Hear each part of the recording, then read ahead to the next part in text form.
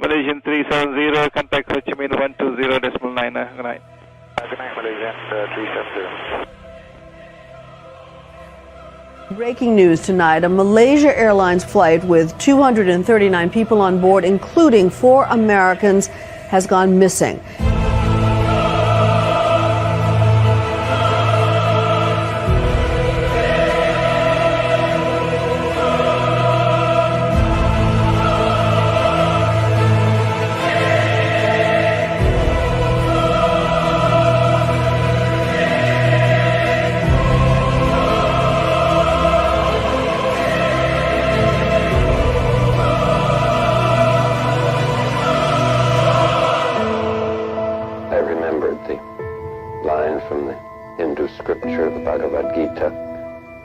Vishnu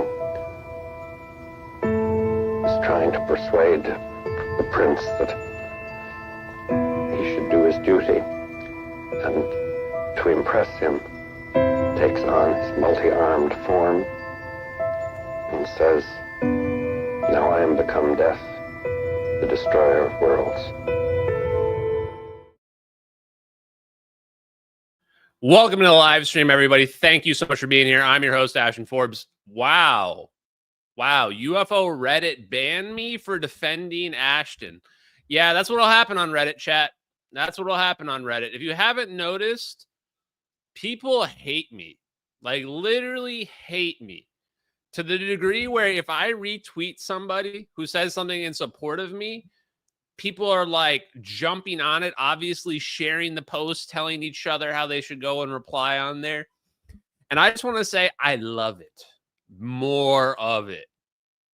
Guys, if you think I think if somebody was a phony or a fraud, they would be trying to court everyone's opinion. They need everybody to be on their side, right? Because they're selling a fake story.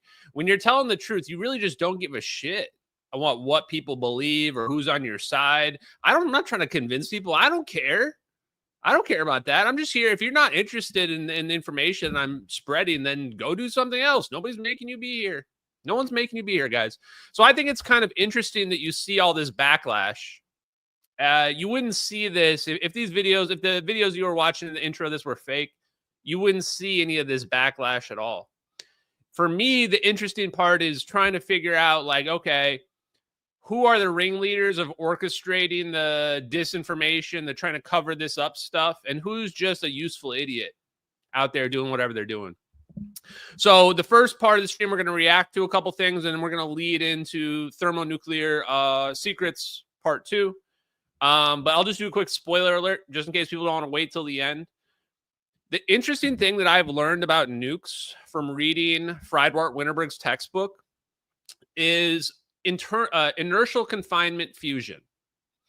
I was looking for, okay, what's the fusion that they're hiding? It's ICF fusion. It says literally in page 1 of his book. From there, I think the other thing that I learned is that thermonuclear weapons have a fission and a fusion component. And the Holy Grail is trying to produce the fusion component without the fission component.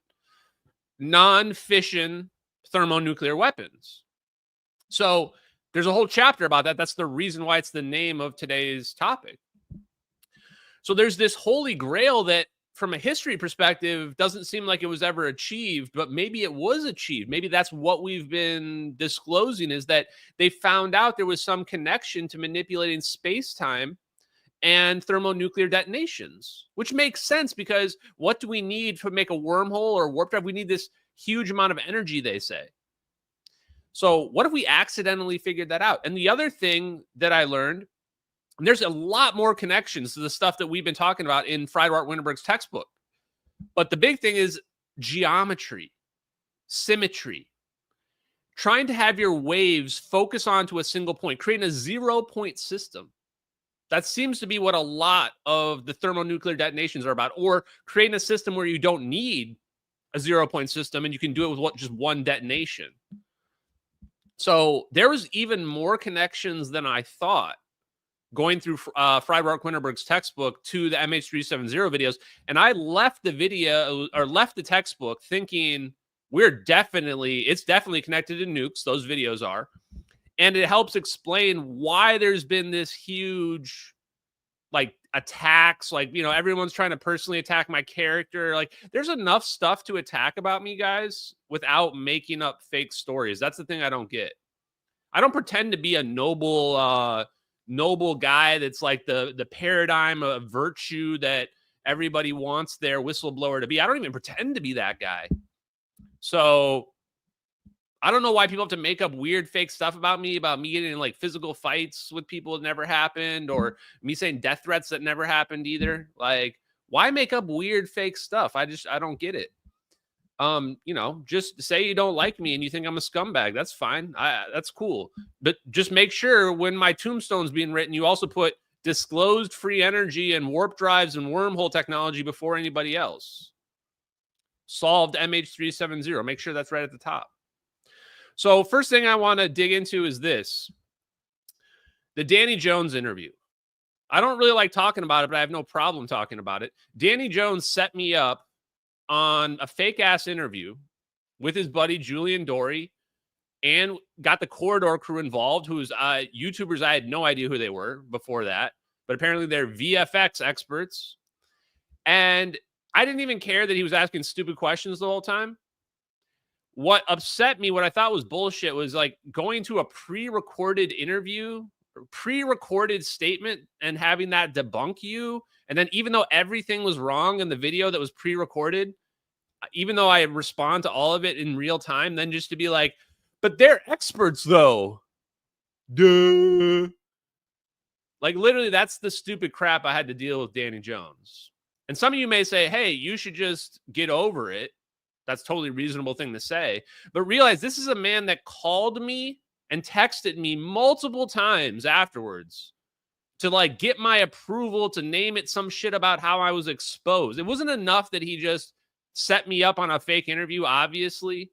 It wasn't enough that I actually asked beforehand to make sure I wasn't being set up, and he lied to me about it.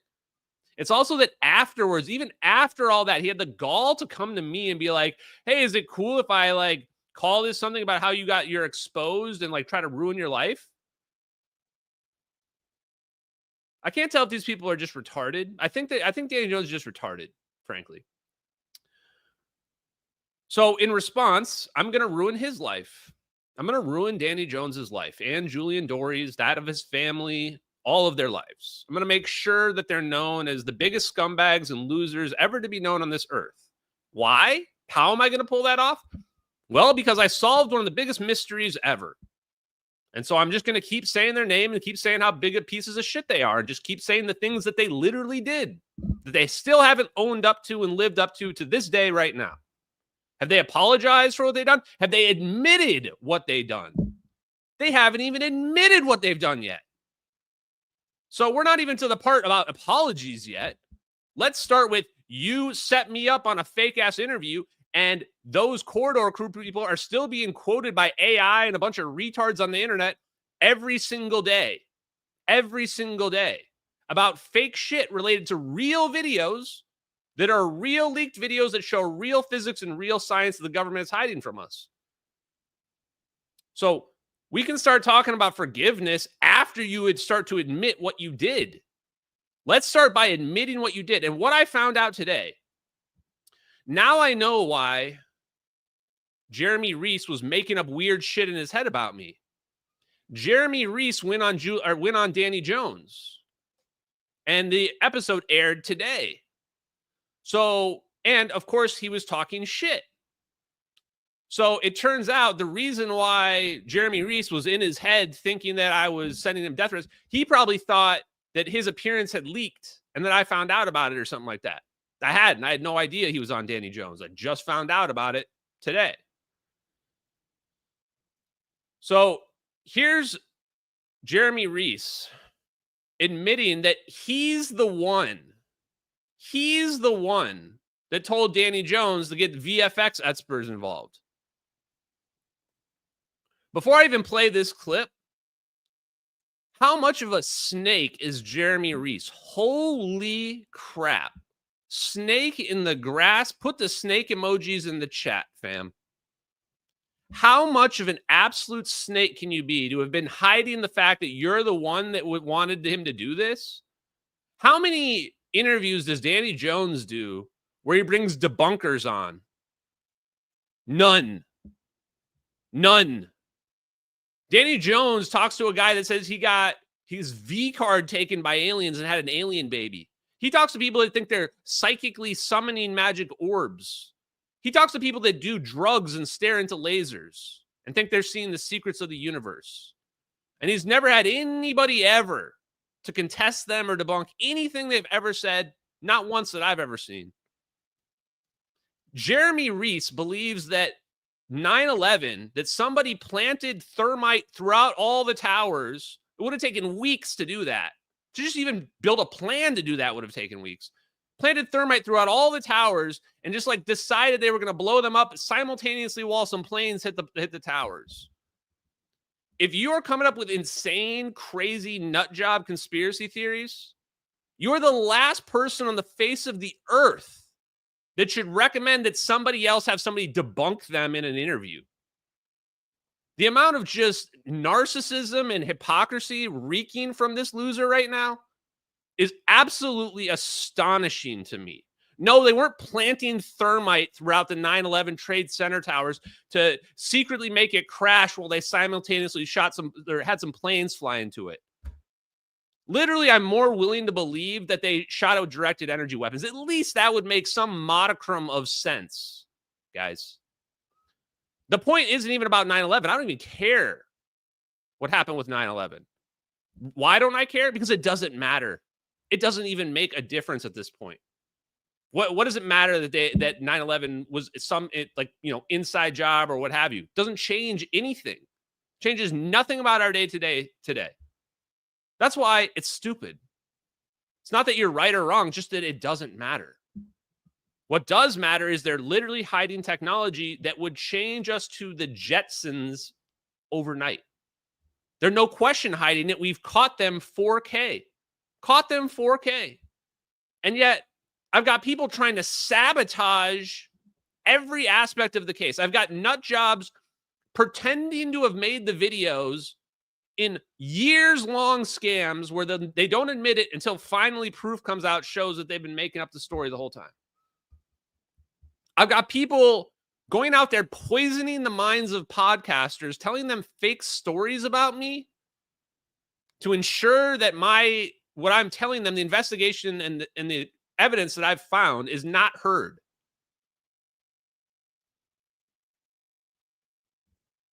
Like, nobody should be doing this. And I made this very clear at the beginning. Nobody should be doing it. If you're the kind of piece of shit human being that is going around behind people's backs talking shit about them, telling people you shouldn't talk to this person, they're not a good person, you are the piece of shit and you deserve to be exposed.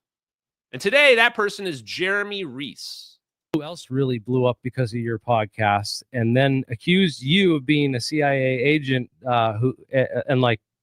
it was Ashton Forbes, man. That was crazy. Yeah. Because he had posted a comment on Twitter, like unhinged, saying like, he was saying like, I have the comment that I saved. This is like the last time I was like, I'm done with this guy now. Like, because he literally said that it must be the intelligence community you're working for that set him up on your podcast with the Corridor Crew guys, right? Did I say that? No. Although I was curious to know which retards were the ones who were whispering in Danny's ear saying that, hey, you should, try to debunk this guy. Because like I said, it was 100% a setup from the very beginning. And these guys have not admitted it yet. Whether or not the CIA set it up or if these retards just thought it was a good idea themselves doesn't really make a difference to me. You still did it. You still set me up. Everybody agrees it was a setup. Anybody that watches Danny Jones knows it was a setup. You think this makes you look good? There's no post of me, whatever the fuck you're making up right here, Jeremy. You're a fucking liar. Jeremy Reese is literally the thing he imagines everybody else is. He's the thing he imagines Lou Elizondo is. He's the thing he imagines Jeremy Corbell is. He's a scammer and a liar and a fraudster. Nobody should listen to a single word this guy says. Everything he says is some bullshit he pulled out of his ass. So let's set that for the record straight. Who told you to have Ashton Forbes on your podcast with the Corridor Crew? and bring those guys on with him. That was you, right? It was me. Yes. That's something you just admit to? How can you be this much of a complete piece of shit and show your face and laugh about it? Is something beyond anything I can even comprehend. Jeremy Reese, you are one of the worst people on the face of the earth. You are a scumbag piece of shit. And to be 100% clear, just a couple days ago on Friday, he was in here abusing the mod privileges that I had forgotten to revoke from him because I trusted this guy even up until like a week ago. Even until a week ago, I trusted this guy. Literal snake, literal scumbag piece of shit. But now we found out. Now we know what was been going on behind the scenes. Now we know that we've got these clout-chasing dipshit scumbags like Jeremy Reese, like Danny Jones. Why? Because they all want to suck up to Joe Rogan. End of the day, what is this all about? It's all about sucking up to Joe Rogan. They all want to be famous. None of them are worthy of it, but they all want to be it. Right? Wow. Snakes in the chat. Absolutely, man. Like, actually just crazy. Now, one other thing I want to share here, just to show, like, how just insane this is. The canceled Jeremy. This guy is so delusional, I don't even know where to begin how delusional this guy is. Canceled UFO Jeremy. Bro, you canceled yourself, man. You canceled yourself. Also, he got banned from Twitter on his other account because he was threatening people. He was threatening people, so he got banned permanently on Twitter. This is the guy throwing stones at me, saying that I started hating him when he learned he threatened to ruin Danny Jones's life and doxed his address about his info and his kids. Show me the tweet of me doxing info about Danny Jones's kids. I didn't even know he has kids. I guess so. Then he did the same thing to Professor Dave. Honestly, all I did was share a picture of Professor Dave from his own Instagram. Yeah, I made a bad joke about it. You know what? I don't even really take it back. Suck my dick. It is what it is. But when he threatened me and doxed me, that was the final straw. This also never happened. I don't even have Jeremy Reese's phone number. I have no interest in talking to him. He's not somebody I even think about talking to because, to be perfectly honest, he's boring and he's an idiot. He's not even half as smart as he pretends to be. He's one of those people that just pretends to be smart but doesn't do anything, doesn't know anything, doesn't come up with any experiments or anything like that. That's why I'm not interested in talking to him. And when you make up fake shit like this, that's okay. And then this is the worst part, though. I helped create this monster. Bro, you've never done anything. Don't try to ride my coattails. You didn't do anything to promote me. In fact, you just admitted you were trying to derail me the whole time. You just admitted to everybody in the world that you're a snake and you're proud of it. And now you're going to try to say that you helped create me? Bro, you get negative credit. Negative credit. You have nothing to do with MH370X. And to be official, Jeremy Reese and all of APEC is excommunicated from MH370X. You get zero credit. Zero credit. When all this technology comes out, APEC gets zero credit. None. And you can thank Jeremy Reese for it. Because he's a scammer, a fraudster, and he's out there just making up fake shit about me on the internet and on podcasts. And that's the facts. That's the truth. Okay, now that we've dealt with the snake, I want to switch over to a topic that's not as distasteful.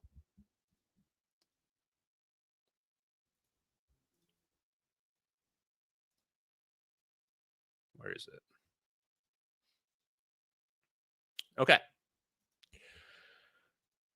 We're going to show some clips here of Joseph P. Farrell. Joseph P. Farrell was on Chris and Greg, and they asked about me. They asked about me. They asked me to ask him some questions. I couldn't join. I had work and stuff like that, but I sent some messages in, said, you guys can ask this. And they relate to thermonuclear weapons. In fact, it was crazy to see it. So later on, I'm going to show the clips, don't worry.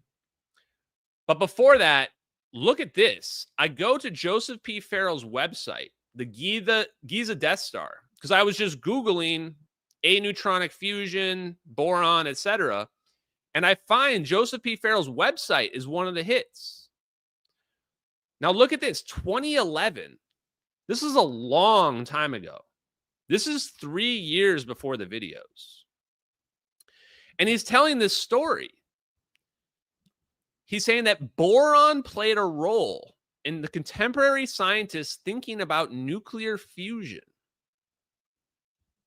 Well, it played a role in the fusion of none other than Ronald Richter.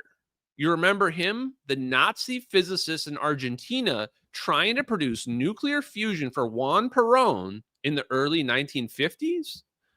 Of course, Richter was roundly and publicly denounced by the scientific establishment for his claims, while secretly the Air Force and Atomic Energy Commissions were investigating the man. When I see the Air Force like that, now I get really interested. Why? Because we're talking about some aneutronic dense plasma focused fusion balls made by the Air Force flying around the airplane, zapping it out of the sky. And so they were trying to figure out if he was, a mad genius or what have you. But look at this part. It says here that his experiments were really designed to test mechanisms for tapping into the 0-point energy. That's the secret word, chat, 0-point energy. Connecting fusion to 0-point energy. People will say, well, Ashton, you talk about 0-point energy. How does fusion play a role? Fusion is the pump. Fusion is the pump pumping the 0-point energy out. Where's the energy coming from? As we're going to find out, the fusion bomb released more energy than what they thought it was going to release. But wait, I thought we had the math right. How is it releasing more energy? What's going on there? That, I think, that's the secret. That's the rub. So then he says, in his endless statements to the U.S. Air Force, Richter emphasized how adding boron to his plasma soups increased the energy of his reactions. So if it turns out that aneutronic fusion is tapping into 0-point energy, it could explain why there's excess energy, why adding boron is getting more energy out than what they were expecting. If I want to get more energy out, we add some boron to it. Oh, wait. So when we're producing these dense plasma focuses or these other compact fusion reactors, and we're using boron, is it doing more than just a clean reaction? Is it somehow creating a negative energy density, or is doing something else that's interacting with 0-point energy? I mean, this seems to be implying that right there. Now, before I show the clips, I got to show something else. So I'm doing my investigation. I'm digging into, Richter, and I'm finding his, you find the normal stuff like his YouTube channel, or not his YouTube channel, his Wikipedia page. But then I also found this link here. The New Energy Times. New Energy Times, Voodoo Fusion Energy. So basically, I'm not going to read this whole thing, but this is basically poo-pooing on all fusion. Basically saying fusion's impossible. It's the dumbest thing ever, honestly. This is what debunkers say. Oh, everybody says fusion's coming and it's never coming, therefore it's impossible. As opposed to the logical conclusion, which is everybody says fusion's coming. Where is it? Why haven't we gotten it yet? Where's the fusion that was promised? Is it because it's being hidden for national security reasons? No, they just assume that it's impossible. But a name came up here. It starts talking about Richter and his crazy claims. Ronald Richter. So it was actually claiming that Ronald Richter was producing one of the first cold fusion experiments. This directly ties the idea of cold fusion to cool fusion, which we are now know as aneutronic fusion. So Richter was working on cold fusion. It was principally the absence of neutron emissions that doomed claims of cold fusion. So this was really interesting here. There's the name of the guy, Robert Park. Robert Park, the longtime director of the Washington office of the American Physical Society, and the author of his book, Voodoo Science. In his book, in numerous columns under the heading, What's New?, Park demolished cold fusion, but never mentioned any of the failed warm plasma fusion schemes of his era. Unlike cold fusion, plasma-based fusion attempts are generally not voodoo science, but most of these enterprises can be classified as voodoo technology. This guy right here, Robert Park, is the guy that I've been saying it was literally the guy the government had on the payroll to testify against anybody that said they had a free energy device, and he never tested anybody's device ever. All he did was he would give his physics expert testimony because of his credentials and say that free energy is not possible, whatever, because he didn't understand physics. The world will know that Robert Park did not understand physics. I am going to ruin his reputation forever. Forever. Just like everybody else. And when people get mad about this, let me be clear about my response. Fuck you. I don't care. I'm going to ruin their reputations, ruin their lives. Because let me be clear about this. You tell me, what should the consequences be for these people? What should the consequences be for Robert Park, who ruined dozens of people's lives, held us back from getting free energy, never reviewed a single device, never once reviewed a single device, just opined from his Ivy Tower that science that was real was impossible. And now we know, factually speaking, that is not impossible and that he was wrong. What should be the consequences for Robert Park? If there is justice, an eye for an eye would say that Robert Park should have his life ruined. His name should be sullied and his life should be ruined. That's an eye for an eye, because that's what he did to other people. Many other people. Testified in court and lied. Lied. What should be the punishment for Danny Jones? What should be the punishment for Danny Jones, who set me up on a fake-ass interview ahead of time, well knowing, had a pre-recorded debunk video ready to play. He was smiling at me when he was ready to play it. What should be his punishment for the only interview he ever did where he tried to debunk somebody? Turned out those videos were real and he was wrong. What should be his punishment? You guys tell me. What should be his punishment? Him having his life ruined seems honestly like a pretty low consequence situation in my perspective. What should Jeremy Reese's punishment be for literally, quote unquote, being the guy that Danny Jones goes to related to everything about UFOs? By the way, Danny Jones said that as well. Danny Jones said the person he goes to know about UFOs is Jeremy Reese, the guy making up fake shit about me on Twitter with zero evidence whatsoever. The guy is pretending to be a scientist who follows the evidence by making up fake shit about people on Twitter with no evidence whatsoever. What should their punishment be? You guys tell me. Because I think that the truth is most people want to bully everybody else. They want to act like complete dickheads like Jeremy Reese was with Danny Jones. But they never want that treatment back on them. They never want that treatment back on them. That's why all I do is I hold up a mirror to people. You don't like me because I'm an asshole? Great. I'm just showing you who you are. I'm showing you who you are. Turns out most humans are pieces of shit. And that's the reason why we don't have free energy. That's the reason why we don't have teleportation. So Robert Park screwed us over. Robert Park screwed us over. Now, on a positive note, Joseph P. Farrell really impressed the hell out of me. Let's go to this clip. Which of these clips? Let's go this one. You look at that device that they show in the commercial. It looks like a blown up version of Philo Farnsworth's patents on what he called a plasmator and a fusator, which was a little spherical device that he invented in 1965 for IT&T with these little electrodes sticking off of the ball. It was about the size of a softball. And he gave a press conference in 1965 where he claimed that he was trying to get fusion reactions in this little ball. Fusion. And he claimed to have sustained a reaction using these little devices with his vacuum tubes for about half a minute in 1965.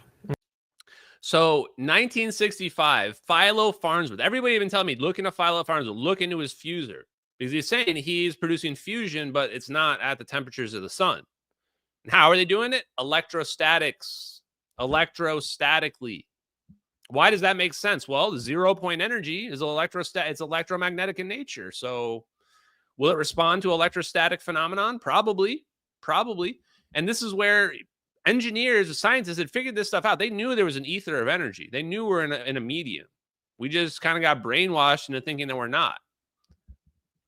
And it wouldn't surprise me if it were to turn out that they spread this lie about space being an empty vacuum knowingly debunking the idea of the ether so that we wouldn't find out about fusion and fusion bombs and what these things can do, bending space and time. They tried to hold us back because I could see a scenario where I would want to do that. I could see a scenario where I said, this power is too much. We have to kick this can down the road as far as we can kick it. And I don't know about ITT, but yeah, this gets brought up several times. I don't know enough about the lore yet. I'm still catching up on this. I didn't really know about this guy, and I didn't know about Richter. I mean, I knew about Farnsworth, but I didn't know about his, fusion thing going on. Oh, I clicked the wrong one. Where is it? With, here it comes, vacuum tubes. Now, what was he doing? Well, if you read his patents carefully, what he was doing was he was enclosed, the little knobs sticking off the ball were particle accelerators. And they were injecting particles at a central point, which he then encapsulated within a cathode and an anode. So he was using virtual electrodes in some form or fashion. If you read the patents, he was using these virtual electrodes as his containment. Now, he gave this press conference, and then Philo Farnsworth and these little devices drop off the radar screen from that point on. You never hear about Philo Farnsworth again, much less about these little patents that are there in the record. You can go look at them. IT&T owned the patents. There's a little clue for you. And you never hear from them again. And then all of a sudden... Wait, that's all real? IT&T got bought by L3 Harris? L3 Harris, the one making the cameras? And so he's definitely talking about electric. When he talks about anode and cathode, we're talking about making a positive minus. We're talking about making electric charge. So the idea of a spark gap, for example. Wow, I didn't know that. Okay. Decades later, 4 decades later, out comes Lockheed Martin with a thing that looks like it's based on Philo Farnsworth's patents. So are they researching aneutronic fusion? You betcha they are. Of course they are. Why? Because if they can make it work, you can have a hydrogen bomb without the necessity for an A bomb. Huh. Holy Yahtzee. What we was just saving that last line there for the end? Lockheed Martin? Yes, he calls it Lockheed Martin several times. I find it great. I love Joseph P. Farrell already. I mean, what an awesome interaction. So he says, are they doing aneutronic fusion? Yes, of course. Why? Yes, why? Tell me why. Why are they doing aneutronic fusion? Why is aneutronic fusion so important? Because if you can do aneutronic fusion, you can create a fusion bomb without the A bomb, without the fission bomb. You can create a non-fission fusion bomb. And I guess the follow-up question is, what the hell is that? That's what everyone wants to know. What the hell is a fusion bomb that has no fission component? What does that do? Is it the opposite of an explosion? What's the opposite of an explosion? Oh, an implosion. An implosion is the opposite of an explosion. I wonder if it would look something like this. My gut tells me we might be looking at some kind of aneutronic fusion bomb right there. The more I read the textbook by Friedwardt Winterberg, the more I look at that and I go, that has to be connected to fusion bombs. The whole idea of a thermonuclear bomb is that you have your fission detonators and they converge onto a single point. And that's how you cause a runaway cascade amplification of energy that eventually breaks through the container. So I'm going to go through a bunch of points from the second half of the textbook with you guys. I took a bunch of screenshots, which I just thought, holy crap, some of this stuff is really compelling. But before we get to that, there's even a couple more clips, at least one more clip. But the other interesting thing that he mentions as a component, a chemical component of his plasma compound, which, by the way, he's saying it's being done with lithium-7, and this is one of the things I think that got him into trouble with the experts at the time, was he was saying he's getting fusion results from lithium-7, which, of course, we thought would not fuse, particularly at the temperatures he was claiming to be doing it. So what do? We let off Castle Bravo, our first hydrogen bomb, and it runs away to 15 megatons when we were only expecting 7. And then our experts tell us, oh, well, we made a boo-boo, a tiny little boo-boo. The lithium-7 entered the fusion reaction, and we didn't think it would. Whoops, sorry about that. Whoa. You know what's weird? When I've been reading all about nukes, deuterium, tritium gets brought up. So we get DD, DT, boron gets brought up, helium-3 gets brought up. You know what almost never gets brought up? Lithium. But when I was digging around, finding out about fusion, I found that lithium is one of the few aneutronic reactions. Lithium is. I also found that there's I think it was Larry Forsley brought this up on the Demystify Science podcast. He said, some people also were arguing that they can have deuterium, DD reactions that can produce helium and a gamma ray. Helium and a gamma ray. There are several very, very interesting reactions, in my opinion, that could explain the MH370 videos. It could be a situation where the orbs are just deuterium, hydrogen.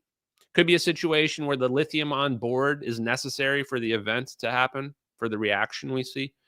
And actually, the answer to this question is really, really important.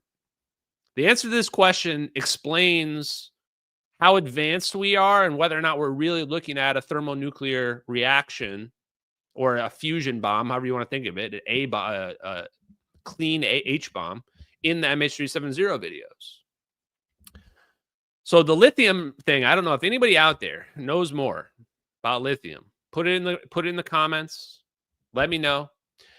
Let me know if you guys think that the lithium was part of this event or if you think that it was not necessary. Which just, if that alone boggles the mind, especially when you have a guy who unfortunately used to be a Nazi working for Juan Perón that says, yeah, lithium-7 works just fine. And by the way, he even told the Air Force this. This is why the Air Force went down to interview him. Wow. Anyway, so Richter's down there, but the other element that he says, I'm adding a little bit of boron to my lithium plasma mix. So in other words, what Ashton is telling me, yeah, I'm listening to Ronald Richter. talking in 1952 to the press conference that Juan Perón has called everybody together to, hey, we've got the secret to the hydrogen bomb down here in Buenos Aires. Yeah, hi China. Holy crap, man. We're literally revealing nuclear technology, nuclear secrets, but they're not even new. Like these secrets are secrets from 60, 70 years ago. It's like, so the way that went down, those guys were messaging me. They're like, hey, do you want to ask Joseph P. Farrell anything? And I was like, ask him about aneutronic fusion, and then ask him about dense plasma focus and boron 11 aneutronic fusion. And that was what you got there was the answer. And I'm getting it, and that's not what I expected. I mean, I didn't really know what to think of Joseph P. Farrell. I mean, he could have been a grifter, he could have been legit, what have you. He's telling a story where you couldn't even have made up a story that good. Saying, oh yeah, by the way, some guy who was investigating cold fusion was all about boron 11, aneutronic fusion, and he got debunked by the worst APS debunker guy that we have on the record. Like, holy crap. Like, it's just out, it's all there. All the secrets are there. People are like, how did they hide this? Well, it turns out it was really easy. Like, the NPCs were the ones doing most of the work hiding it. The government didn't even really have to do that much to hide it. All the government had to say was it's national security. Next thing you know, everybody's justified and acting like total pieces of crap. It wouldn't even surprise me to find that, like, Robert Park knew that what he was saying was bullshit. Some of these physicists, what I really want to know is which of these engineers, physicists, what have you, the people in the JSON group, etc., which of them know? Which of them know about the technology and they're still covering it up versus which of them are in the dark and they just have no idea? It's a mix for sure. I'd like to be able to identify the ones that know and they've been definitely gatekeeping it versus other people like Garrett Modell, for example, guys. Like Garrett Modell, he doesn't know. He's got a free energy microchip. He's got experiments where he knows he's producing excess energy. He's doing conferences with people that are talking about it, but he still thinks that like what they're doing is like the cutting edge. He doesn't realize that like Lockheed Martin already figured that stuff out probably like 20, 30 years ago. Military has been using it forever. Makes this so tough, man. Makes this so tough. Okay, let's do some donos, guys. Also, where am I? Oh, hey, Rumble chat. How are you guys doing? Appreciate y'all. Okay, Chaotic Good. Thank you. Oh, it's science time, Chaotic Good. Appreciate you. Appreciate you. War Ranch. Thank you as much, very much. Appreciate it. Modern equivalent of middle school girls, 3 ways attacking each other. Yeah, that's pretty much the UFO community in a nutshell. Yeah, this guy too also made a video about me as well about, and this is where like Jeremy Reese was also sharing this weird lie about like I got in some physical fight with Ross Coulthart or something like that. It never happened. Like, don't you guys think like if I got in some physical fight with somebody, first of all, don't you think there'd be a video of it? 1 and 2, don't you think like if Ross Coulthart, if like somehow it would have been bad for me, don't you think Ross Coulthart would have been talking about it? Don't you think he would have been like leaning into that? Like making just fake things up is just so weird to me, man. Plus, like, if you don't want me to call you CIA or whatever, like, stop acting like it. Like, you're making up fake stories about me that are verifiably fake. Where all I have to do is be like, okay, show me the evidence. You don't have any because it doesn't exist. That's all I have to do. Stop, like, trying to set me up on fake interviews. When you set people up on fake interviews, of course, they're going to think you're CIA or a spook. Especially if, like, you interview CIA spooks all the time. I mean, it's just a pretty logical assumption. Do I think the CIA is directly paying Danny Jones? No, he's an idiot. He's an idiot. They don't have to pay him directly. All they have to do is just make sure he gets podcast guests and make sure his YouTube channel has viewers, and he doesn't care. He's just making money. Ophelia. I can't say your last name. So I'm not going to try. Looking to Richard Garwin. Larry Forsley says a JSON member who made his life's work to make fusion go away. Oh, he says that. Oh, I didn't. Okay, I'm definitely looking at that guy. Yeah, guys, see? So look at this. Somebody just reached into the future. Ophelia gave me the answer to my question before I even asked it. I want to know which are the scientists that are gatekeeping this technology. Now we have a name that we can go on. Oh, he's not alive anymore. So this is the other thing too. These guys have to die. In fact, this is Richard Solomon. This is Richard Solomon I'm going to play right here. And then the last thing I wanted to bring up, I have 10 more, but I won't hog, is the concept. For the record, I do not condone violence against anybody for any reason. I believe let the law do its thing. Let public shaming do its thing. So just in case this gets taken out of context. That people must die. In order to have progress, people must die. And the reason why they must die is I remember in the early days, I did the first instrumentation on an airplane. And it was to just simply do the fuel tank. And it was done by wire. And it was to measure the fuel in the fuel tank. And this old guy at Boeing opposed it and opposed it and opposed it. We were doing it for Simmons Precision. And all of a sudden I get the call one day, he died. So now we can move forward. And so when you're talking about these organizations and these peer review boards, they consist of people. And these people are dead in their ways and they're super opposed things and they make things not happen and they're powerful people. They've got to die. In fact, who said this was Planck? He said, you're not going to get new physics until enough people die. Yes, so I think, Garrett, does that answer your question as to why you guys are also conservative? Right. I mean, that seems like a good social factor in the whole conservative nature of academia, which you guys got to be right, though. I mean, if you're wrong about something, man, you get run over the coals. That's going to be one of my favorite clips ever. I'm going to play that clip all the time. That's Dr. Robert Solomon. He was actually in attendance in the first APE conference. If I can get a ticket to this, I'm going to be there. These are like all my heroes here, except for I see Jack Sarfati in the top right. He doesn't get to be a hero. But basically all the rest of my heroes are just on stage. I see George Hathaway over here. Right above me is Garrett Modell. Sonny White was somewhere in attendance. I mean, you got Charles Chase in the top middle here. I mean, this is a stacked, Paul Thibodeau is there. You got a stacked crew here. And what are they saying? He's saying the exact same thing. He's saying these people have to die. Robert Park is dead. He's dead. Thank God he's dead because now we can finally move forward. Thank God that Richard, I don't know. Maybe I'm wrong about Richard Garwin. I probably shouldn't speak ill about him before I researched him. But assuming what Larry Fordsley said, if he was one of the people that buried fusion to make sure it didn't come out to the public, then he deserves to have his name be just tarnished and ruined. Like, just, guys, if you're one of the gatekeepers out there, there's a lot of people that know about this stuff. You got to put this in perspective, man.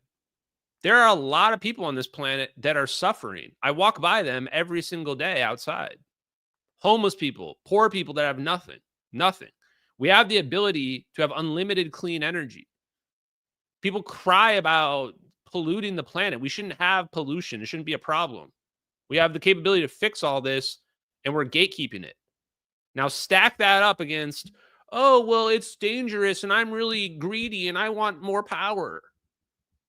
That's basically what we're up against. It's humans, human nature that's holding us back. Human nature is what's holding us back. And sadly, we either have to wait for everybody to die or we have to start being mean to people.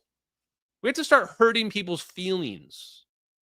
Because all anybody cares about right now is how you make them feel. Ashton's mean to me. He told me I'm an idiot because I can't tell those videos are real. That hurt my feelings. Oh, well, too bad. Oh, no, do you need a cookie and a juice box too?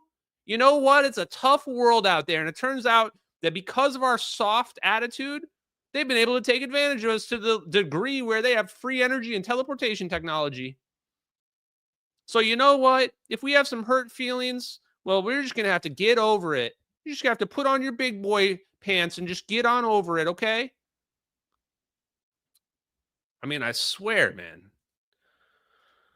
So, thermonuclear secrets. That's what y'all came here for.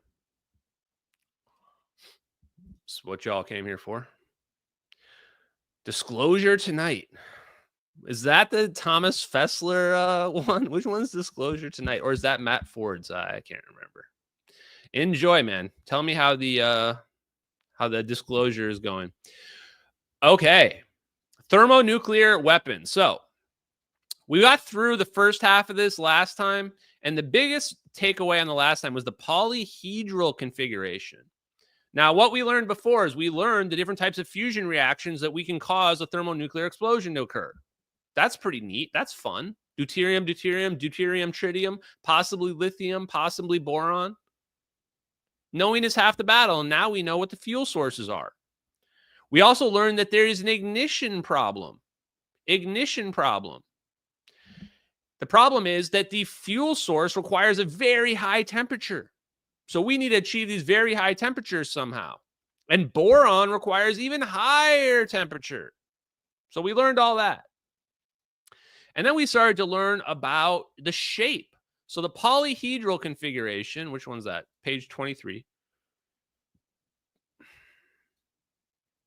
Too far. There. Boom. Wow. Take a look at that. Polyhedral configuration. Polyhedral configuration looks just like the MH370 videos. Now, why might it be different? Because there's no case around it. So the question we have to ask ourselves is, did they figure out a way where they can make a bubble, a sphere, without an encased object, without encasing it in something? Were they able to figure that out? Not sure. So I dug around and I said, okay, let's go. I want skip ahead. Let's skip ahead to, so the stuff about the detonation waves is basically trying to figure out how we can make a shock wave where we can amplify energy. How can we make a shock wave where we can focus everything onto a single point? And I was like, well, what about some of the stuff we've been looking at recently? In fact, give me 1 sec, chat.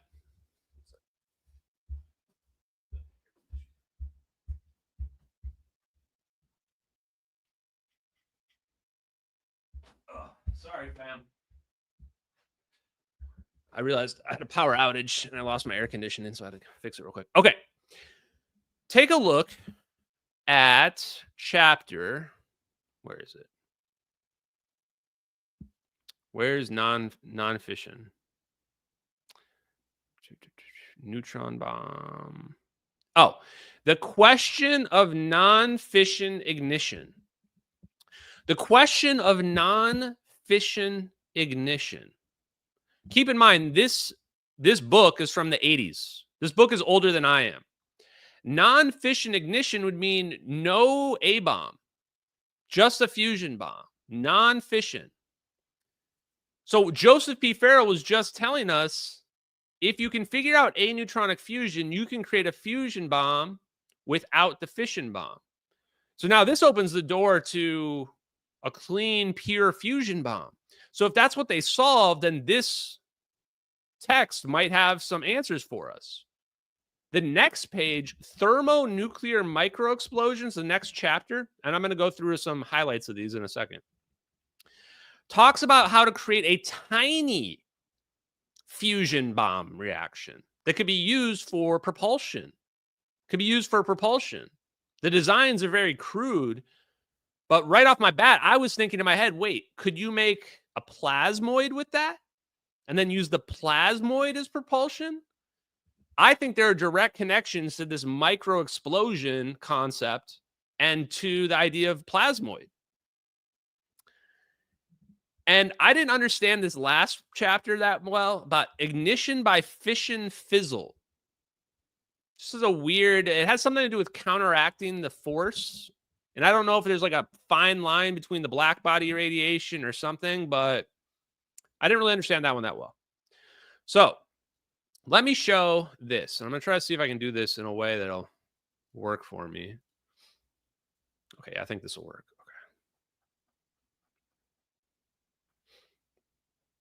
So I took some screenshots so that we don't have to go through the whole thing. Although near the end, I think there's some cool graphs that I want to show. Let me just scroll through these. Yeah. I just want to show a couple of designs real quick before I read off some of my favorite parts. There's lithium, deuterized lithium-6 right there. You can see is being used as the fusion material right there. So a lot of this, when you look at these designs, is all about symmetry and geometry. It's all about creating these like cylindrical or tear-shaped designs. And they're trying to figure out, how do we make the shock wave hit the fusion material? How do we ignite the fusion material? That's what they're all trying to figure out. Every single one of them, chat. Every single one's trying to figure out the same thing. Several of them talk about, oh, the other thing I didn't mention as well is that it talks about Friedwardt Winterberg was one of the first people to investigate and use a high velocity projectile as the fission ignition. What? Yes. So you have your fusion bomb here, and you're going to shoot it with a projectile. As long as the projectile is moving fast enough, you can technically ignite your fusion bomb. That is very interesting because in his papers here, he also talks about this idea of having your objects collapse and it increases the pressure, right? Makes sense. If you jam magnets together, the pressure increases. You feel a stronger repulsion as the magnets get closer together. The same idea is we're going to create these pressure waves and we're going to cause this pressure focus directly on the fusion material. That's the idea behind what basically all these equations, all this math is showing. I think there's one or two more graphs. Yeah, so here's another chart, right? So I can read some of this. I think so this is an epsiloidal thermonuclear explosion concept. So it uses an epsiloid instead of a sphere to cause your reaction. And notice the reason why the shape is because the shape causes all the waves to focus back towards the center. The idea is you want the waves to all focus back directly towards where you have your material. That's the idea behind it. Okay, let me see if there's any more images I wanted to show. Okay, we're going to show that in a second. Yeah, this is the other one. Wow. This right here reminds me of the video. This reminds me of the MH370 videos. I want to show you guys something as well. Now, take a look at this. You can see there's inward force here, and then there's an outward force as well going on with this. Now, when you watch this MH370 video, I want you to notice something. As the frames progress between when the zap occurs, we can clearly see a gap. There's a gap between the center implosion and the release on the outside. I mean, you can actually see it implode. Like, you can actually see it implode here. And then we see this release of photons. So something in the middle is going inward. And then the outward side, we're seeing something go out. So we're seeing it get compressed inward, but we're also seeing this expelling of photons, which is either gamma or soft X-rays or something like that. And here we go. Look at this. Looks pretty similar. Ablation implosion of thermonuclear target bombarded by beams, either laser or charged particles from many sides.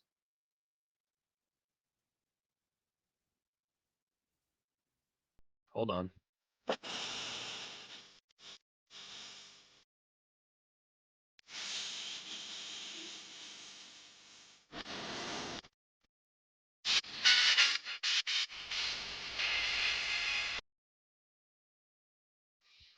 Yeah, I'm going to go ahead and say that looks very, very similar to what, or describes very similar to what the orbs are doing in the MH370 videos. So what did I say before, guys, about maybe they figured out how to make a sphere like around the plane? This textbook explains how, like exactly how. Let me remind you, this textbook is from 1981. I was born in 1982. This textbook is older than I am, and it's explaining orb videos from 2014. From 2014. So why am I so sure there's a nuclear connection to the MH370 videos? Because I'm basically looking at the early principles of it from the 80s. It also talks about the different ways that it can be accomplished. So, okay, I think we've seen enough graphs. Here's some more graphs. Oh, this one's my favorite, though. Look at this. Magnetic tunneling wave accelerator. Magnetic tunneling wave accelerator. This is a very similar design to what I imagine the orbs look like on the inside. Concentric rings that may be different shapes side by side. The projectile A is a small superconducting solenoid that is accelerated magnetically through external field coils. C are capacitors and S1, S2 are switches to be closed as the projectile moves down the accelerator tube.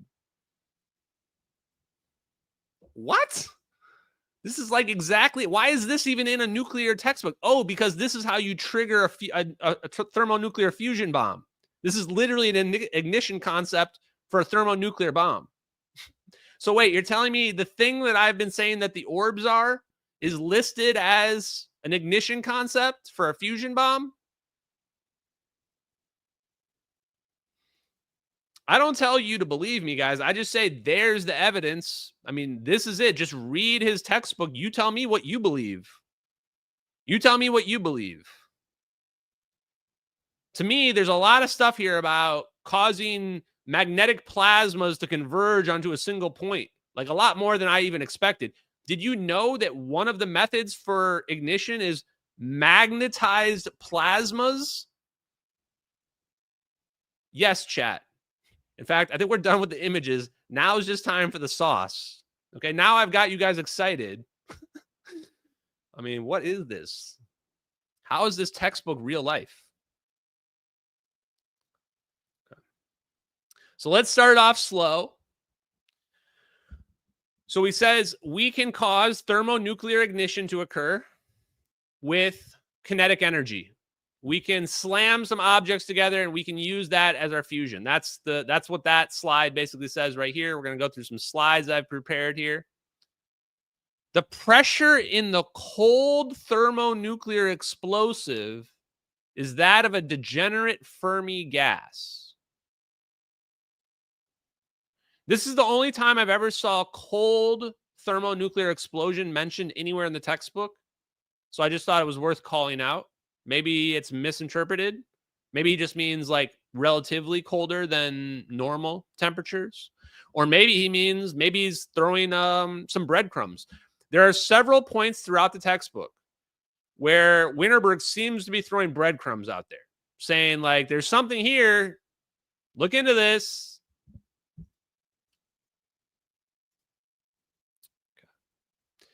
Oh, I should have highlighted more of these. Hold on. I put some notes on what I wanted to say about these. Okay.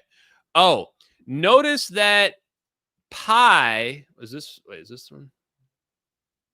In some of these equations, pi and distance r are mentioned. So why is it important that the equations have pi and the distance r in them?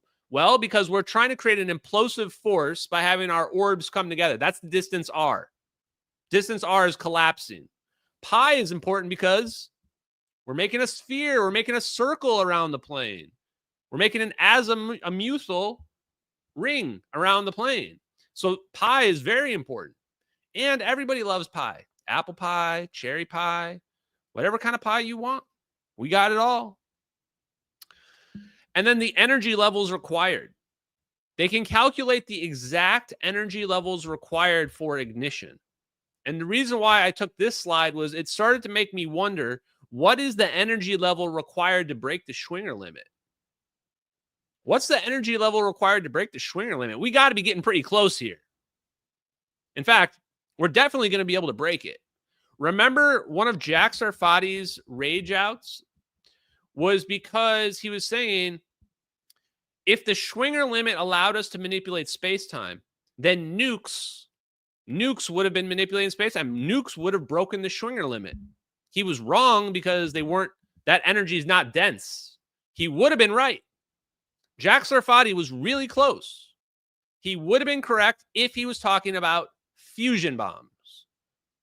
Fusion bombs are what's allowing us to manipulate space-time. Not A-bombs, fusion bombs.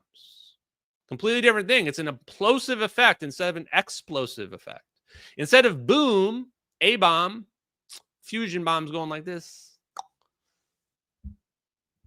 Anyway, that's my view.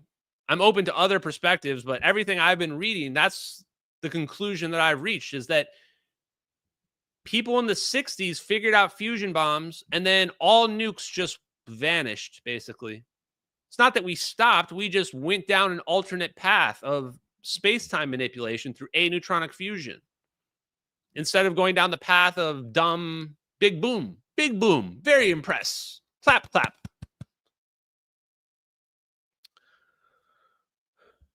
Okay, so we need this huge energy density to make this happen. We could also use a beam of energy. This is the connection to internal confinement fusion. A beam of energy can be used to explode a pellet.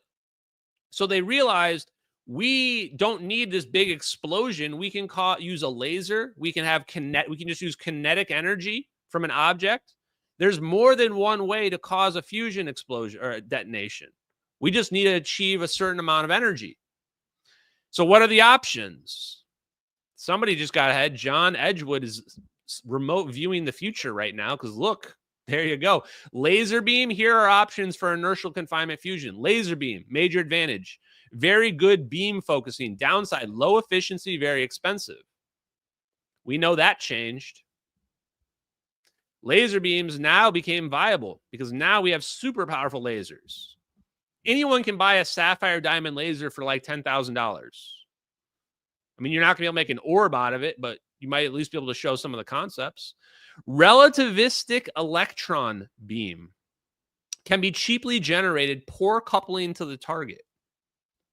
Light ion beam can be cheaply generated, difficult to focus. Heavy ion beam can be produced by conventional accelerator technology. Expensive, and the accelerators have to be huge, they think. Microparticle beam. Unexplored, unproven accelerator technology. And then superconducting projectile. Simple target compression, very good in inertial confinement, but the accelerator would have to be huge as well. So, and one of these, like, we know now that they have probably several things. All of these might be viable for all I know. I read through all of them, and at the end, I still not sure. I know that the dense plasma focus has an ion beam and an electron beam, so it could be either of those. It could be something different. It could be a scalar beam that they're doing as well. It could just be the magnetic field of the orb itself. The electromagnetic field of the orb itself could be it. So laser beams. Just read what this says right here. The laser principle is essentially a quantum mechanical effect. A laser consists of a medium whose atoms are in an excited, long-lived, metastable state. The excitation into this atomic state can be accomplished by a variety of techniques, including an intense light flash. That's optical pumping. So if you flash it with light, that's optical pumping.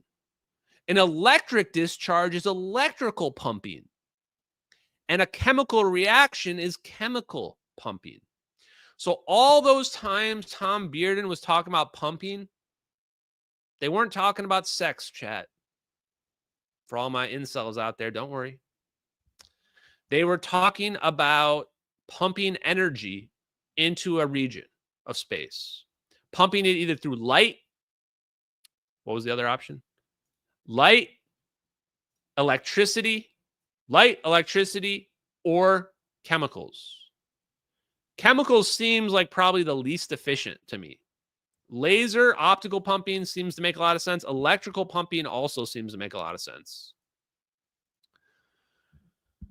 And then it says, we also need an energy capacitor. To store an energy of 10 to the 6 joules requires a volume of 10 meters cubed.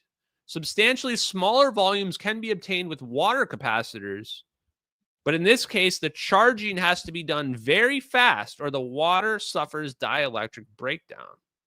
The rapid charging in principle could be done by magneto-hydrodynamic power conversion of a thermonuclear micro-explosion itself.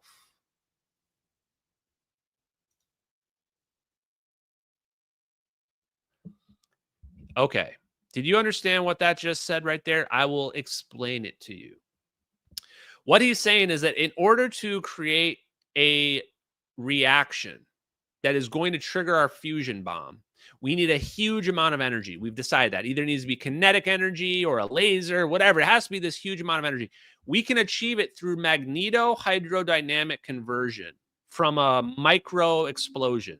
He's saying that we can do a compact fusion reaction, an aneutronic reaction that will directly convert into electricity, direct energy conversion. And then we can store that energy on board in a supercapacitor that can store more energy than what a normal capacitor can store. We need a supercapacitor. The orbs have supercapacitors on them. And I'm fairly convinced, but not 100% sure, that what they're doing in this clip is they are charging up. They are charging up in this clip. Notice, very noticeable, there's no dark lines behind the orbs at the end. In the beginning, there's clear dark lines behind the orbs. When they're spinning around the plane, getting ready to zap the plane, the dark lines are only in front of the orbs, not behind them. I think they're charging up. I think they're charging up their capacitors, and then once they've charged up, they converge, zap. I think they're acting as a fission ignition mechanism. And if you don't believe yet, hang tight. Hang tight. We got more. I accidentally closed this. Oh, let's do a few more. Let's take a little short intermission here. I'm going to do some more donos. Okay, so we took a look at Richard Garwin. I've got him up. Take a look later tonight. I'll do some research. Chaotic Good is impregnating Ashton with her alien baby. We have to fight them on their level now. That's what we have to do, chat. It's true story. True story. Paid real money for this. Paid real money for this comment. Thank you, Chaotic Good. I appreciate you. I do. And War Ranch. You guys are great. Appreciate you guys. Voodoo Science, chat. And by the way, why is Voodoo Science a bad thing? Why is that a bad thing? Let's make Voodoo Science cool again, guys. Damn, War Ranch and Chaotic Good. You guys are up in the comments tonight. I appreciate it. Thank you for these huge donations, you guys. Tar and Feather. See, I'm glad I'm not the only person who's fire and brimstone. My ex should be on lithium, he says.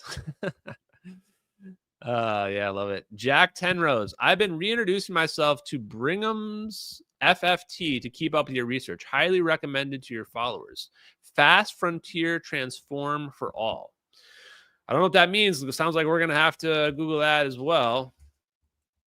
Fast Frontier. Chat, I don't know about you. I'm fossil fuels forever, chat. The money showed up in my car. The suitcase full of money. Fossil fuels forever. If I come out here, everything's plastic, oil, coal. You'll know. You'll know they got me. Fossil fuels forever, everybody. Renewable resources are a scam. Can you talk about the first time you saw the MH370 videos? Kevin Johnson. First time I saw them was probably the day they got posted on the UFO subreddit. I believe it was August 7th, 2023. August 7th, 2023 was the first day I saw those videos, although I had seen one of the videos earlier. First thing I remembered was it was the satellite, it's not even satellite video, it's the wide area motion imagery, the Gorgon stare video. First video I saw was this one. And I saw this and I was like, well, that's weird. What the hell am I looking at, man? I mean, like most people, it looks like you're looking at some kind of video game or something because the plane's so far away.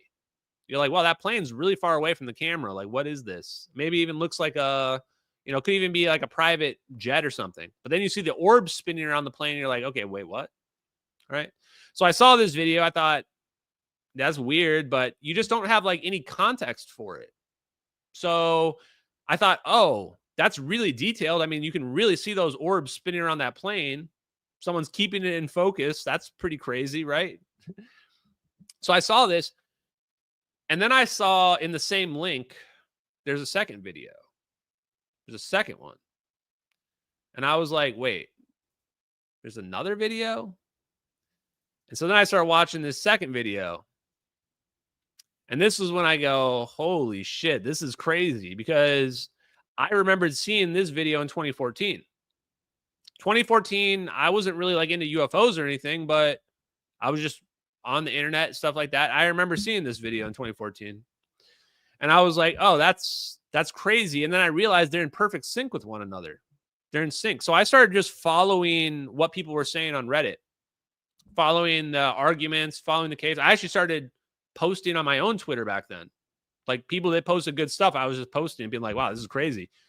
And it only took a few days to realize like this is probably real, which is crazy to think about. But how do you prove it, right? So I think it was around August 15th. So like a week later, that's when I made my declaration that I was just going to start reporting on this, start doing my own investigation, start MH370X, all that. So around August 15th, we're approaching the 2-year anniversary of that. And I'm still out here doing it. You're still seeing the videos. I mean, it's crazy to me. So you think somebody faked this? How can you think somebody faked this? What do you think you're looking at here? You think you're looking at models? Look at how the screen is shaking. You think somebody faked all that? You think they faked the movement of the orbs around the plane? Have you ever seen anybody fake anything nearly as convincing as this? And this predates all AI. This video predates all commercial AI by several years. But the biggest kicker is this. You can see the air conditioning ducts in the plane. You can see the doors of the plane. That's a door right there. That's why it's a different temperature. You can see the back door as well on the other side of the plane. Those little green spots you see along the plane, those are the 6 air conditioning ducts in a Boeing 777. You think somebody faked that in their perfect fake video where you can watch the orbs go in front and behind the plane? This is why I laugh when VFX experts said that the videos are fake. You're not a VFX expert if you can't tell this video is real. If you can't tell this video is real, we're taking all your credentials away. You're obviously not a VFX expert if you can't tell that you could never have created this, not in a million years. There's nobody on planet Earth that could have created this except for the people that knew how these systems work. It's really that simple. How can I say that definitively? Because I know the videos are real. I know nobody could have created them, and I know nobody has been able to create them, even with the source material. Nobody can even come close to recreating this video because, again, you're looking at the air conditioning ducts in the airplane of a Boeing 777. That 777, you can overlay it over MH370. It's a perfect match. It's literally MH370. Not like, why is this a plane? You're just trying to connect this to a missing plane. No, that's literally the missing plane. You're literally looking at leaked military footage of the missing plane. Good super chat. Very good super chat. Hope that answers your question. Now, did I think those videos were real right away? No. That shit is crazy, bro. And it's not just the plane disappearing. The plane disappears and there's no boom. I expected that plane to be blowing up into a million bits, or at least the clouds to blow away. The clouds don't even blow away. It's like the plane was there and then it like went through a mirror and it's just not there anymore.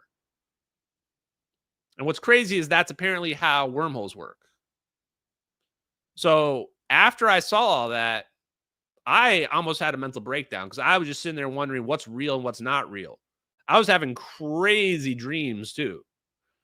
So eventually you just come to terms with it and you're like, oh, okay, everything's fake. Everything's a big lie. What can you really do about it? Not much at all. Not much. what you see here is what you get and what we're doing. Okay, so Jack Tenrose, huge donation. Thank you. If someone wanted to get an urgent or time-sensitive private message with attachments to you, what is the best medium? And to ensure you're going to see it. Response not necessary, just peace of mind that you received it. There isn't really a great method to do that. I have there's a new email we set up for recommendations things, but I appreciate the donation, I really do. But this isn't a service where I'm like looking into people's videos and stuff that people are sending me. So if you want something, you want me to share something, the best thing to do is to just post it publicly and have it be good content. And if I see it, I'll probably retweet it. That's the best way. And the reason why, let me explain the reason why. Because I think you guys don't understand how many requests and things like this people do. Like, I get like 10 of these things like a day of people saying like, oh, can you check this out? Or, I got this crazy information. You need to see it. Follow me back. And you need to see this information. Right. A lot of the times it's stuff that I've already found, things like that. And then people get mad because like, I sent you that and I'm the one who gave you that information. You didn't give me credit. I'm like, I already saw it like 2 years ago or whatever. So that's the reason why I don't do that. It's also the reason why I don't like promote people's stuff when people send me DMs and say, promote this. I never ask you for anything. Please promote my one post or what have you. It's just, I have a policy where I just don't do that. I don't solicit DMs as well. If I follow you, you can DM me if you want, but so hopefully it doesn't hurt your feelings. I do appreciate it. I do appreciate all the insights as well. Thank you, Gary Johnson, for that huge donation. Appreciate you. Chaotic Good out here with the jokes. I don't even remember what it was. This isn't timely anymore, so. Thank you very much, Job 32. There's how many Jobs are there? Have you ever listened to the Larcetta Files? I have not. Larcetta Files. You guys got some obscure stuff. Interviews between anonymous Swedish researcher who's a reptilian. Yeah, I haven't caught that one. Zapparoo, thank you for being here, Zapparoo. Thank you for all the donations as well. Money for graphene sunglasses. Free energy sunglasses that have holograms in them where you can just be on the internet on your glasses. That'll be useful. That'd be real useful. And then my boy, Japanese guy, one day I'm going to learn how to say your name, Japanese friend, cat picture friend, who always donates 666. 666 is lucky in Japanese, guys. If you didn't know that. Turns out Japanese people love 666. It means good luck. I have crazy dreams whenever I sleep near my phone. Your phone is beaming dreams into your brain. I don't know about that. Not your best work, but I appreciate it. Thank you very much, cat friend. Thank you for that donation. Okay, back to the nukes. Also, somewhere in here, I have a pilled chat, but I'm down to one screen and I can't find it. Oh, my pilled chat's just gone. Weird. Okay. Whatever. Okay, so we were talking about thermonuclear micro explosions. Friedwardt Winterberg's book. And we found some more sauce, chat. Light ion beams. So a light ion beam produces a relativistic electron beam. I have to have a feeling this might be closely related to Charles Chase's coherent matter wave beam. Seems related. When I hear the words relativistic, I start to think about Einstein, time dilation. And then he says the electron flow from the cathode to the anode is greatly suppressed because the electrons undergo drift motion perpendicular to the electric and magnetic fields. The reason why I thought this one was interesting is because the orbs, the dense plasma focus, seems to cause a traffic jam. You imagine those electrons that it's coming through the nozzle of your orb, and it's getting compressed down in a highway. Everything's going to kind of slow down as it gets compressed down at that point by the magnetic fields. That seems to be similar to what he's describing in the light ion beams. To focus the beam at the end of the accelerator, a magnetic lens can be used. The focusing ability, although not as good here for lasers, while better than for light ion beams, nevertheless fully sufficient. So I think this is for the heavy ion beam. So these magnetic focuses, I believe, might be what they're using. Or they're using like a magnetic nozzle, either on the front end or on either end of those orbs. That's why we're seeing the dark lines. And you can just shut off one nozzle. Like if you shut off the back of the orb, then when that orb's flowing forward, is it collecting energy? Is it accumulating charge? The idea would be you would release the expellant behind the orb, and you'd be sucking in the air, the hydrogen, whatever, from the front. That's the idea, at least.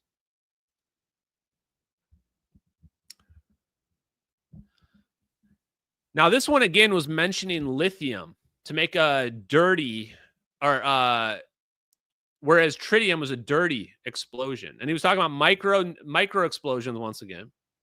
It says the prospect for an efficient rocket propulsion system by which large payloads could be moved at great speed within the solar system would also become possible. You gotta remind me to find the magnetic plasma. It says here, the micro explosions would take place in the focus of a concave mirror reflector. The magnetic field required for the reflector can be generated by superconducting magnetic field coils. A magnetohydrodynamic loop could therefore pick up a fraction of the explosively released energy. Wow. Is he just saying it? This feels like the precursor to some magic plasma orbs. Am I the only one who thinks that? I mean, right there, what have we been saying? We've even connected Ning Li. Remember Ning Li, their YBCO superconductors? Eugene Plotkinov? Why were those superconductors so important? They were electromagnetic superconductors. Why? Because they can use them in these fusion reactors. They can use them and make tiny fusion reactors using superconducting magnets. Now we understand it wasn't just simple like, oh, spin your superconductor for some anti-gravity. No, it's like we can make magnetic bubbles. We can cause fusion to happen because we have super powerful superconducting magnets now. Thermonuclear lenses and shape charges. Remember that image I was showing you? Here it is. It is possible to obtain perfectly plane, convergent, cylindrical, and spherical detonation waves.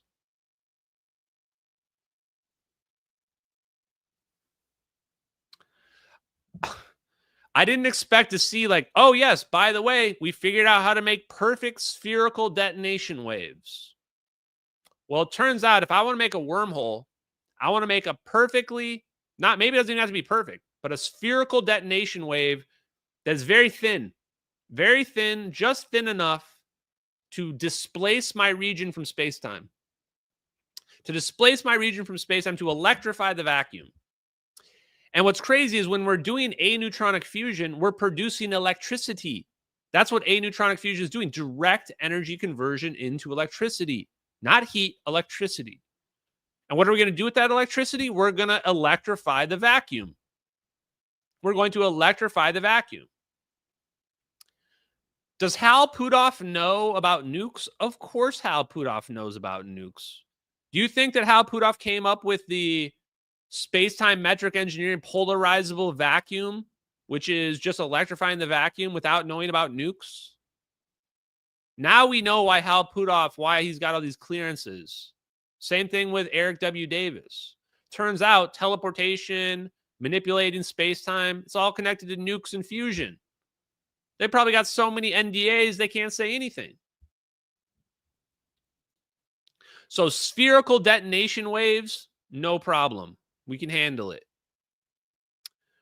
And then here it also mentions the radius, the cavity radius.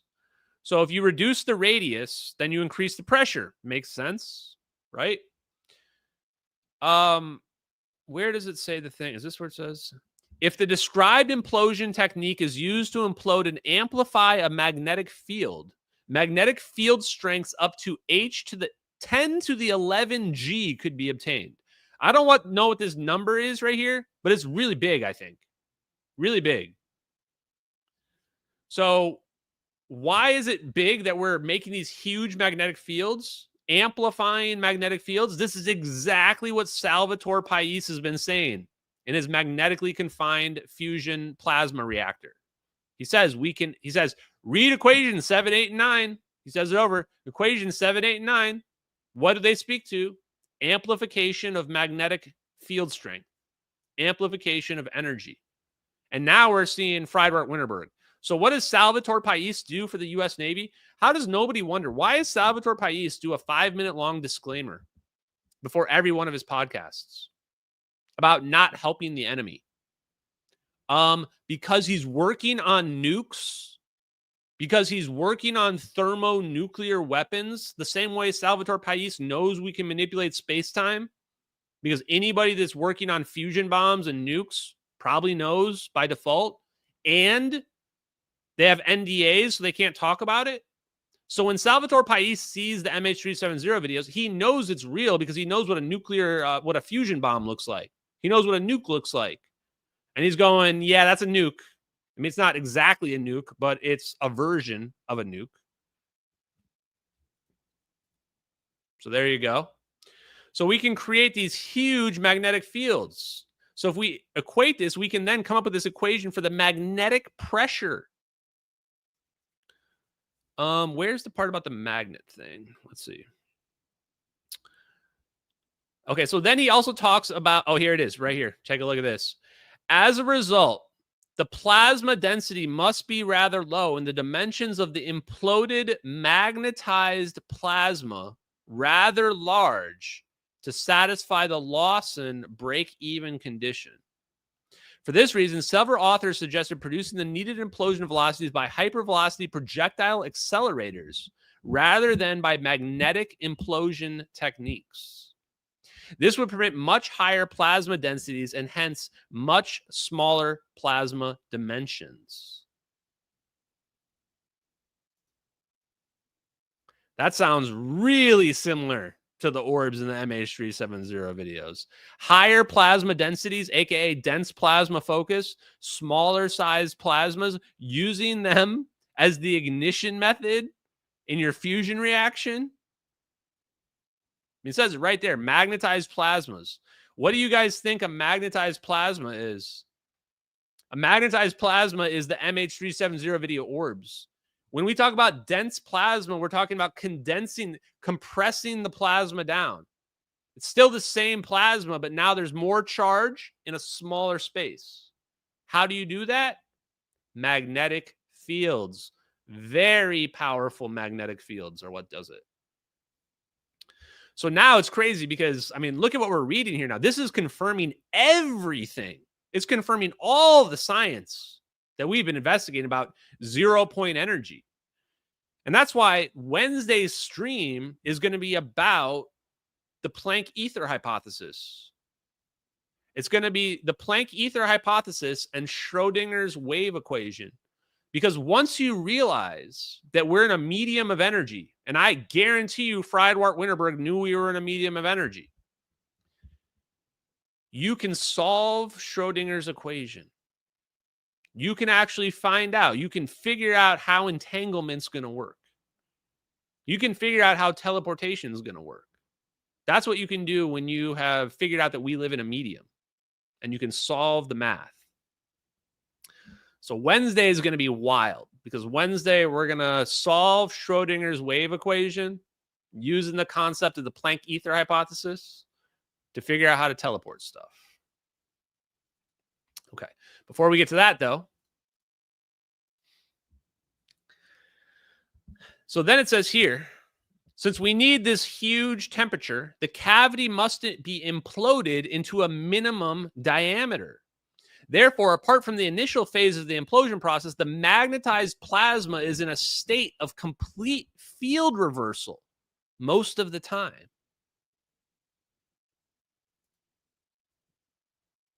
Are they talking about field reverse configuration right here? Please tell me if I'm misunderstanding the context here.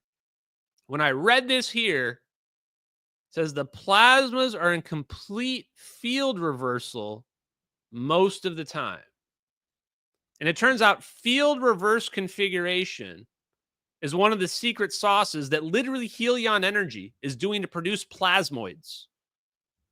Helion fusion is taking two accelerators of plasma smoke rings, toroids, shooting them together to make plasmoids. The same thing Ken Shoulders was doing.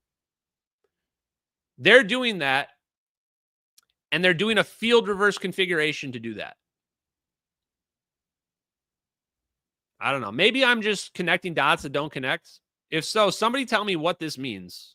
Because to me, that's what it means, is these things are in a field reverse configuration, the magnetized plasmas, which would mean a field reverse configuration would be like spherical, like the Earth, a poloidal field.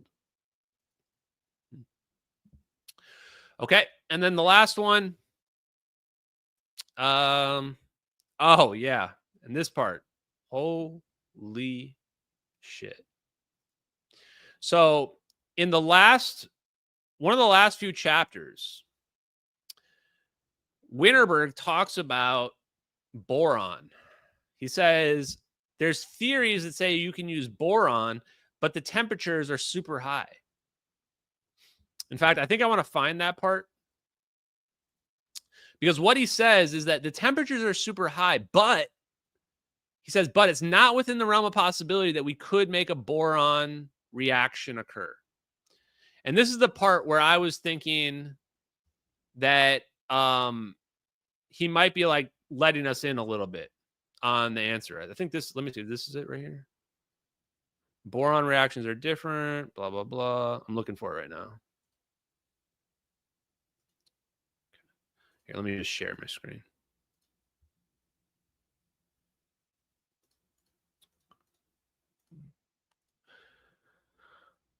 Okay. Where is it? Boron.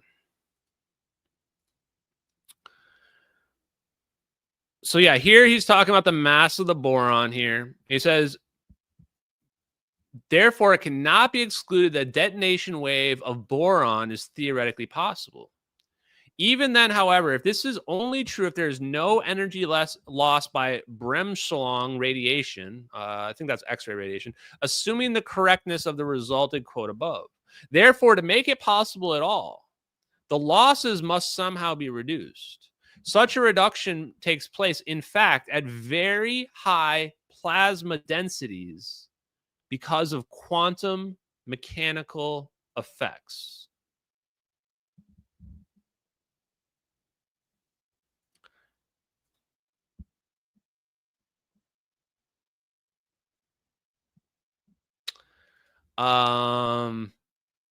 So yeah, do I need to repeat that for you guys? What he's saying right here is that he's saying if you do the math, creating a boron fusion reaction is like barely possible. Like we can barely do it if we have perfect ideal conditions. Perfect ideal conditions. And he goes, but actually we can minimize those requirements if we use a high density plasma. Why? Because those dense plasmas have quantum mechanical effects. You tell me he's not talking about plasmoids right now. He's 100% talking about plasmoids. He's talking about dense plasma focus right here. How's high dense plasma always coming up over and over and over again? The above quoted calculation was made at a rather low plasma density. So what he's saying is that that equation that we did does not take into account high density plasma. So why is boron 11 fusion possible? Why is it even possible when all the NPCs are going, you can't do boron fusion, the energy, it takes too much heat and energy to do it. It's possible through dense plasma. Dense plasma is what makes it possible. Everything is based on plasmoids. Exactly. This whole thing is based on plasmoids. I'm reading a book about nukes, guys. This book is about nukes. And it's just talking about plasmoids. It's just talking about plasmoids right here. This is book, again, 1981. This book is from 1981. So he's saying, it is not clear if these results also apply to the high density case. The possibility of a detonation wave, therefore, seems to not be excluded, but requires a deeper analysis. This is somebody throwing breadcrumbs. This is Winterberg putting breadcrumbs in his book. He's going, hey, you might need to look at dense plasmas related to boron fusion reactions. Yeah. Yeah. I mean, holy crap, chat. Yeah, and by the way, Richard Eskridge, Amy Eskridge's dad, has a plasmoid thruster for NASA, and his daughter dies under mysterious circumstances.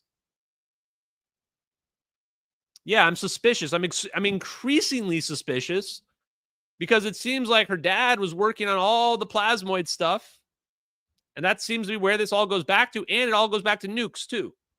So if anyone was blabbing a little, talking a little too much about nukes, I could see the government justifying any horrible thing. Yeah, I just want to point out this comment. Joe Layman, artist here, just seeing patterns, happy to die now. Exactly. That's me too, chat. That's me too.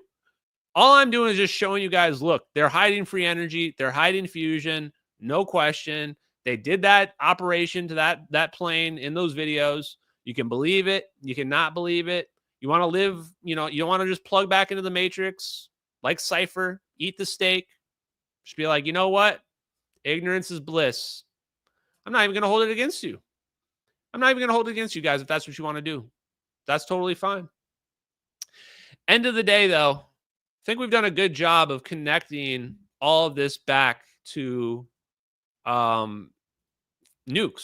It all goes back to nukes.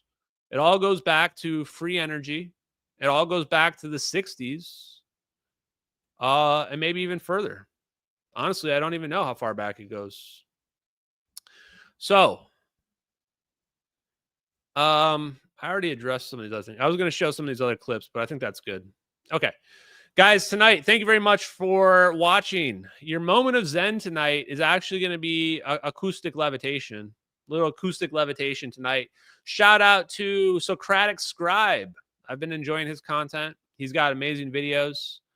464 bookmarks on this chat. So make sure you guys are following Socratic Scribe. I'll put his name in the chat.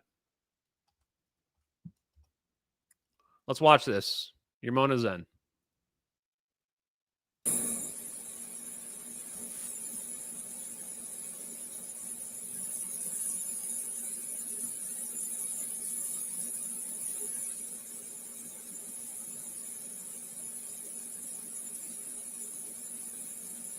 So the acoustic levitation only works if you put it on the wave crest of the standing wave.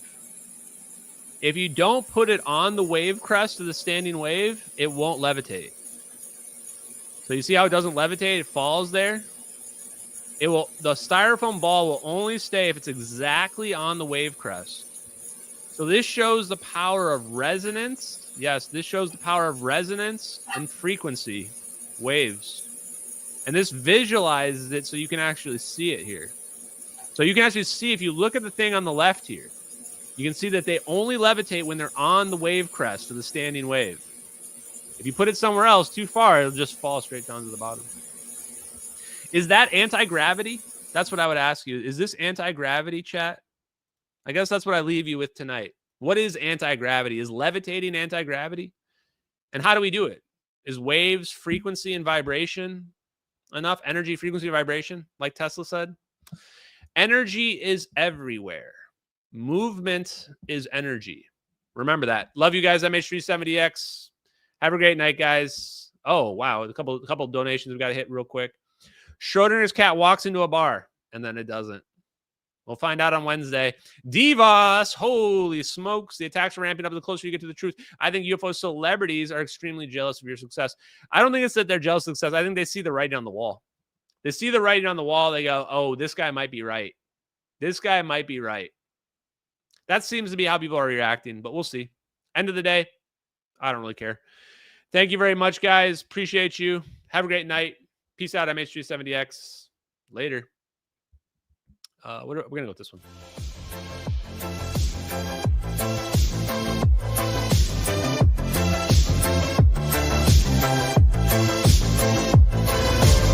infrared eyes, scanning the black, tracking the heat, never turning back.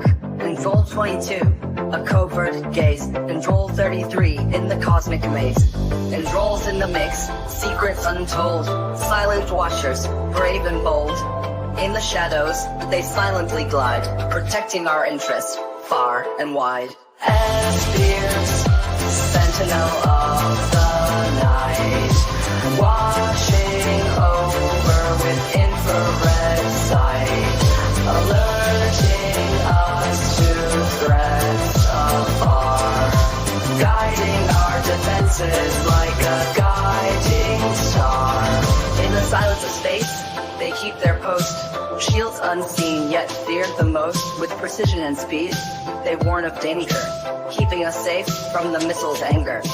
As beers, sentinel of the night, watching over with infrared sight, alerting us to threats afar, guiding our defenses like a guiding star. Controls in the mix, secrets untold, silent watchers, brave and bold. In the shadows, they silently glide, protecting our interest, far and wide. As beers, sentinel of the night, watching over with infrared sight, alerting us to threats afar, guiding our defenses like a guiding star. As beers, sentinel of the night, watching over with infrared sight, alerting us to threats afar.